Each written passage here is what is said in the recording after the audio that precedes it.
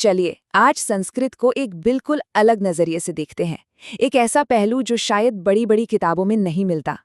एक आम सा दिन, एक छोटी सी खरीदारी, और इसके जरिए हम देखेंगे कि ये प्राचीन भाषा रोजमर्रा की जिंदगी में कैसे सांस लेती है।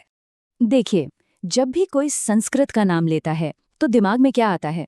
ज्यादातर तो पूजा पाठ, पुराने ग्रंथ या बहुत ही मुश्किल लगने वाले श्लोक ही आते हैं।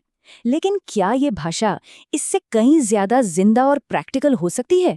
चलिए पता लगाते हैं।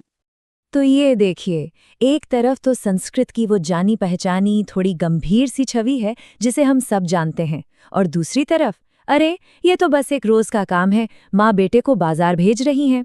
आज हम इन दोनों तस्वीरों को जोड़ने वाले हैं। तो इस कहानी में हमारे साथ हैं दो लोग। एक लड़का है राकेश और उसकी माँ है अम्बा।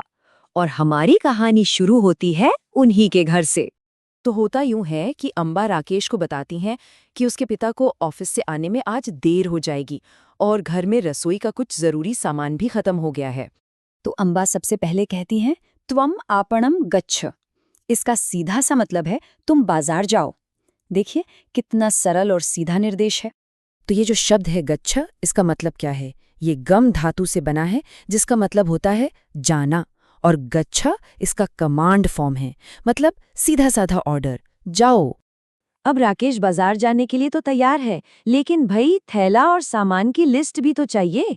तो वो अपनी माँ से कहता है, स्यूतम ददातु, यानी थैला दीजिए। और यहाँ पर ददातु शब्द पर गौर कीजिए। ये दा धातु से बना है, मतलब देना। ये भी एक कमांड है, लेकिन इसमें थोड़ी सी विनम्रता है, एक तरह का रिक्वेस्ट है।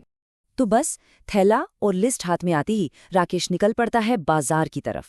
और हाँ, माँ की आखिरी सलाह भी साथ में है कि भाई सड़क ध्यान से पार करना, ट्रैफिक से बचकर रहना। अच्छा, कहानी में आगे क्या हुआ ये जानने से पहले चलिए 1 मिनट रुककर ये समझते हैं कि ये जो आदेश या कमांड्स दिए जा रहे हैं, इनके पीछे का व्याकरण क्या है। तो देखिए, इसका सारा खेल है लोट लकारह का, जैसे इंग्लिश में इम्पेरेटिव मूड भी कहते हैं। जब भी संस्कृत में किसी को कोई आदेश देना हो या कोई रिक्वेस्ट करना हो या फिर आशीर्वाद भी देना हो तो इसी का इस्तेमाल होता है। अब जरा इस टेबल को देखिए, यहाँ पठ धातु है जिसका मतलब है पढ़ना। अब अगर किसी तीसरे इंसान को कहना है तो बोलेंगे पठतु।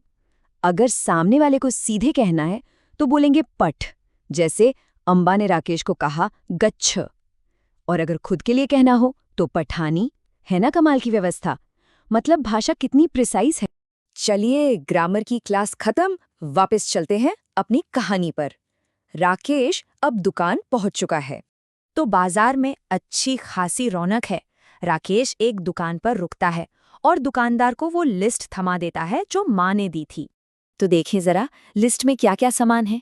मुदगह मतलब मूंग, शर्करा यानी चीनी, गुड़ह यानी कि गुड़, द्विदलम मतलब कोई दाल, और शर्षपह यानी सरसों। ठीक है, तो दुकानदार फटाफट सारा सामान तौलता है और बिल बताता है 460 रुपए। अरे पर कहानी अभी खत्म नहीं हुई। राकेश को अचानक कुछ और याद आता है। वो 20 रुपए का एक पेन और 10 रुपए की एक चॉकलेट भी खरीद लेता है। तो हो गए पूरे 30 रुपए, और तो 460 में ये 30 रुपए और जुड़ गए और फाइनल टोटल हुआ 490 रुपए।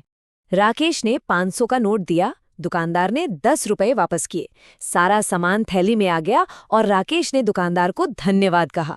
बस लेन देन हो गया पूरा। तो इस पूरी छोटी सी खरीदारी से क्या बात समझ में आई? यही कि संस्कृत सिर्फ बड़े बड़े श्लोकों और मंत्रों की भाषा नहीं है। इसमें रोजमर्रा की जिंदगी के लिए भी बहुत सीधे, सरल और सटीक शब्द हैं। तो आज की इस कहानी से 3 काम के कमांड तो अब हमें भी याद हो गए। पहला, गच्छ मतलब जाओ। दूसरा, ददातु मतलब दो।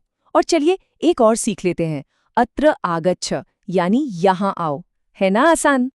और ये सारी बातचीत हमें एक बहुत ही दिलचस्प सवाल पर लाकर खड़ा कर देती है। सोचिए, जिस भाषा में बाजार जाने, सामान खरीदने और थैंक यू कहने जैसे रोज के काम के लिए इतने अच्छे शब्द हैं, क्या उस भाषा को सच में डेड या मृत कहना सही है? इस पर सोचिएगा जरूर।